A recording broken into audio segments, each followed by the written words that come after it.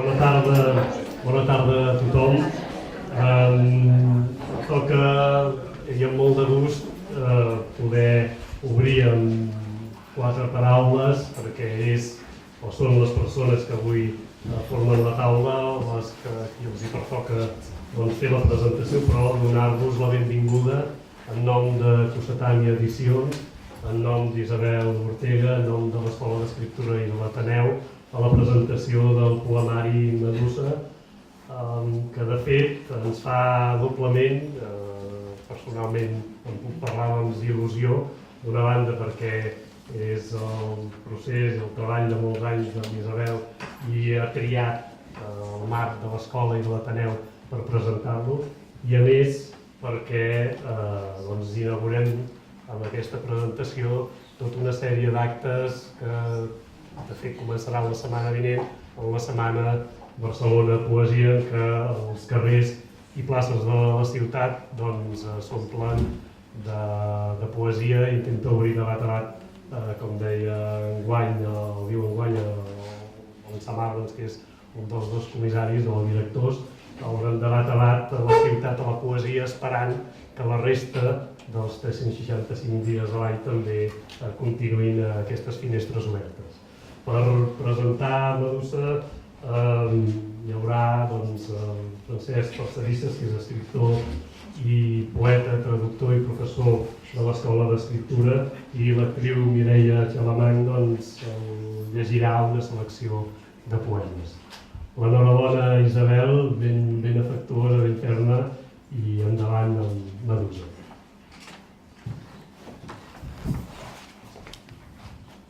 Molt bona tarda, gràcies a l'Escola d'Escriptura de l'Ateneu, gràcies a l'Isabel per convidar-me a fer aquesta introducció. Quan va acabar el llibre em va demanar d'escriure un pròleg, unes paraules de presentació, per tant ara em seria molt difícil dir una altra cosa diferent d'aquella que ja vaig dir, de fet ho llegiré, però com sempre quan tornes a llegir un llibre, més un llibre que has vist que encara no tenia la forma de llibre, quan el veus en paper, aquells que encara tenim una edat per estar acostumats a llegir damunt del paper, no damunt de la pantalla, sempre hi veus alguna altra cosa o et provoca alguna reflexió nova. Alguna reflexió que has de procurar que no sigui, com deia abans, contradictòria amb el que havies dit. I a mi la reflexió que m'ha produït ara quan ella em va enviar el llibre imprès està relacionada amb una qüestió que surt en el pròleg, però que anava a dir que em preocupa especialment, de fet no em preocupa, però entenc que m'ho he dat una mica, que és la relació entre la poesia i la veritat, o saber què és la veritat i de quina manera la poesia intenta acostar-se a crear una veritat a través de les paraules. I se m'acudia en aquesta segona lectura que hi ha diverses maneres com els poetes fan aquesta recerca o aquesta creació, perquè no sabem molt bé si és la recerca d'una cosa que existeix, anava a dir de manera objectiva, però que existeix en algun lloc, que té una existència pròpia i nosaltres només el busquem, o si és precisament aquest procés de cercar allò que fa que creem alguna cosa a la qual després en diem la veritat. Però que en qualsevol cas aquest camí és un camí que sobta o impressiona de manera particular a través de 3 procediments.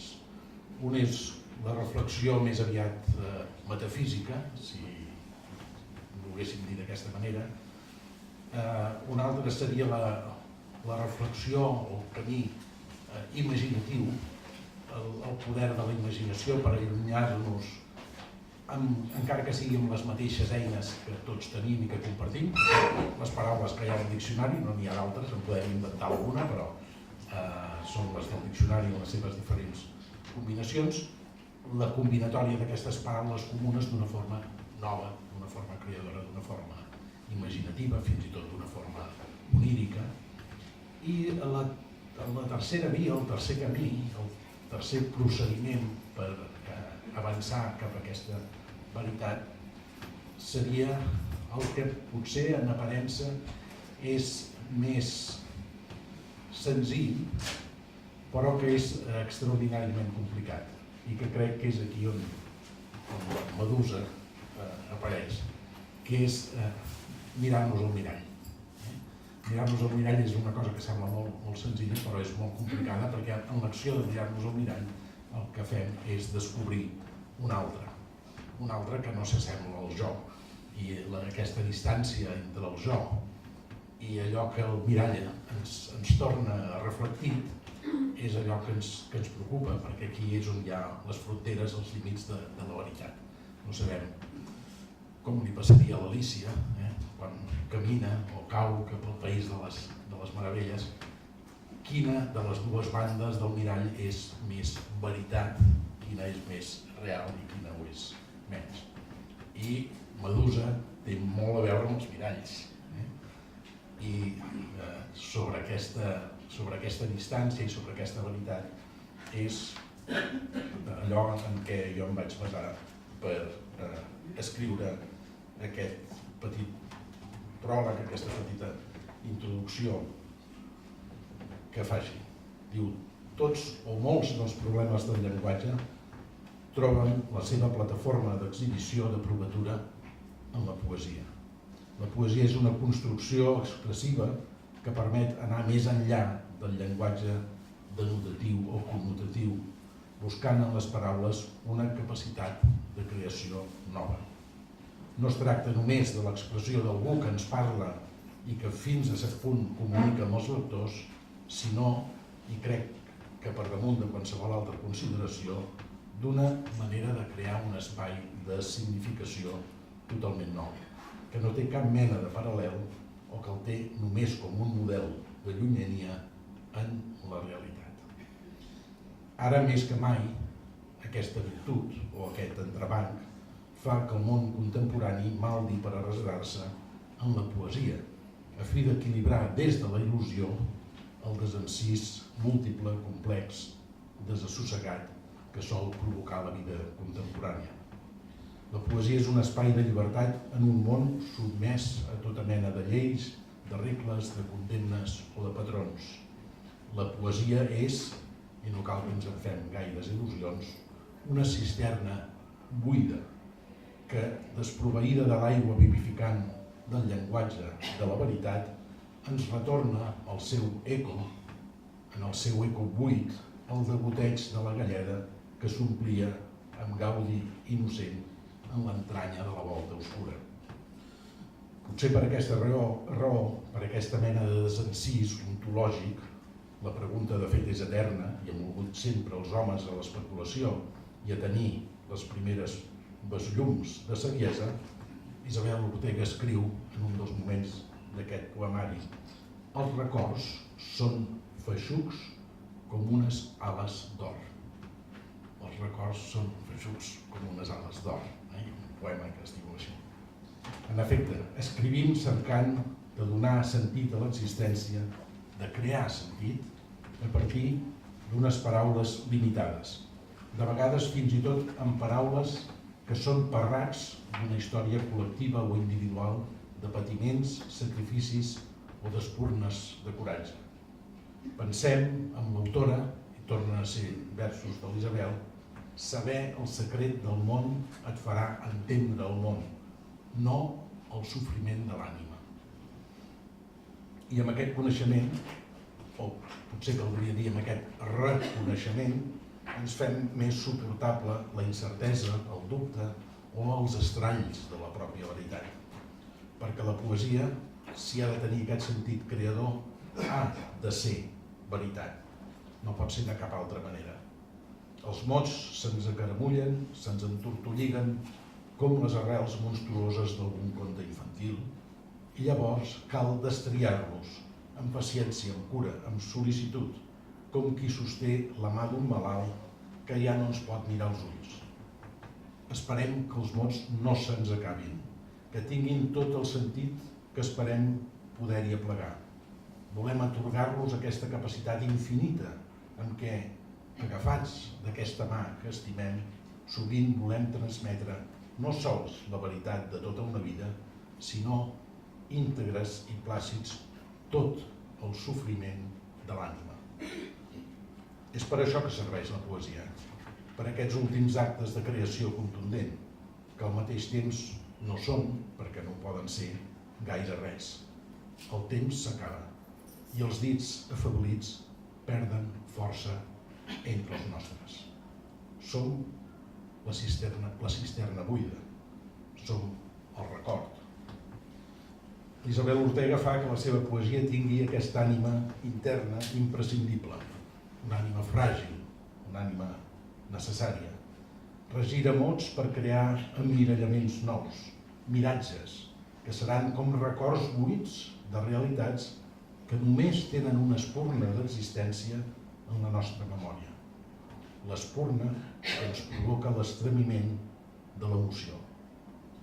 En un dels poemes d'aquest llibre Medusa, l'autor escriu: un jeroglífic de miralls i miratges t'ofereixo, peça contra peça, mot contra mot, perquè endevinis on són les juntes, on són les absències, les solituds. La mitologia clàssica, la Medusa, ens avisa del perill enorme de mirar directament als ulls de Medusa, però també dels recursos i paranys d'un Perseu que trobarà la manera de tallar-li el cap i la cabellera, esbullada de serps que es contorcen sota l'escomesa de la seva falç esmolada. La mort no és, en aquest cas, una venjança, és el destí. Del cadàver de Medusa naixeran Crisaor, no estem molt segurs de la pronúncia, Crisaor i Pegàs, engendrats per Posidó en un dels temples d'Atenea. El perill de la mirada mortal de Medusa, reflectit en l'escut brillant de l'heroi, el sac de l'ona on amagar la testa, les sandàlies alades, tots aquests elements són un perill, una mort, Medusa desapareix, però també un renéixer, un vol, no sé si amb ales d'or o no, que d'alguna manera ens recorda, i ens ho recorda amargament, les funcions de la poesia. Allò que pot ser dit, allò que pot ser vist, allò que cal recordar. Diu l'Isabel en uns altres dos versos. I així es deté a la memòria la paraula, i així mantens la paraula amb els ulls. La poesia sembla que abasti amb modèstia la consciència de les limitacions, tot allò que constitueix la roda del temps. La paraula mai no ens engabanya del tot, perquè mai no podrà arribar a dir una petita part de tot allò que callem, però s'hi acosta, tempta, retrocedeix, torna a avançar amb cautela. Sacrificaríem la vida per un sol poema, que fos la veritat. En realitat, molt més modestos, amb prou feines arribem a reconèixer que nosaltres, i el llenguatge, i possiblement fins i tot la mateixa veritat, no som altra cosa que una il·lusió magnífica, metàfora d'una existència del tot incerta, com aquesta vella metàfora del llibre de l'Isabel, en un poema que es diu Maternitat. He parit com les gates fills que no em reconeixen, i ara que dormo i moro, cadells que no he tingut em xuclen sang dels pits. Moltes gràcies. I gràcies, Isabel.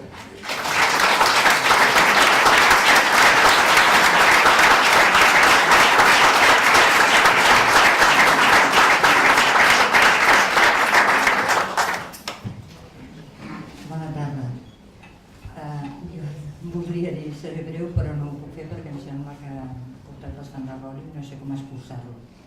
Perquè abans de res vull fer els agraïments, que n'hi ha uns quants, però per a mi són inadmissibles. Primer, per a tots i totes, amics i amigues, que sou aquí per celebrar el bateig de la criatura i que feu possible la presentació d'aquesta medusa. Si no hi fóssiu, quin sentit tindria presentar el llibre? De debò, moltes gràcies per ser-hi. Al Francesc vull agrair-li la seva presència i les seves paraules. Realment, tenir-lo al costat és tot un luxe. Crec que, a més de presentacions, el que fa són lliçons magistrals de poesia, amb una precisió i una profunditat pròpies d'un mestre, de les quals sempre en traiem profit. Llegiu atentament el pròleg que va fer traient temps d'on no en tenia i veureu que és un bon gaudi. Gràcies, Francesc. També vull agrair a l'Escola d'Escriptura, especialment al Jordi Muñoz, tota l'ajuda i l'entusiasme que m'ha ofert per fer possible aquesta presentació en aquest espai de l'Ateneu, supervisant tots els detalls, recordant-me qüestions importants de la presentació, de la difusió, que a mi se me'n van del cap. És a dir, gràcies, Jordi. I la Mireia. Quan la sentiu, comprendreu per què li vaig demanar que fos aquí, recitant alguns poemes. El que per a mi és una mostra d'amistat és que de seguida que li ho vaig proposar em va dir que sí. No sé com els farà sonar, perquè encara no els he sentit, però l'he sentida recitant altres poetes i el seu domini de la veu i del ritme són especials. O sigui que gràcies, Mireia. Al Magí Sunyer li agraeixo la confiança que sempre ha tingut en mi per haver-me facilitat la publicació del llibre a través de la Gent del Llamp, una col·lecció que té una cura especial en la qualitat de l'edició, com podeu comprovar. De manera que, moltes gràcies, Magí. Què més? Bé, ja heu vist la portada. Ara em sembla que he pagat això, no?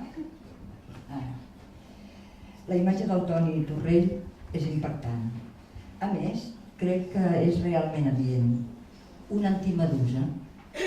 Flors com cabells en comptes de serps, una mirada sensual i tendra a comptes de la terrible mirada del monstre, una expressió femenina en comptes de la masculinització forçada per refermar el terror, l'ha clavat.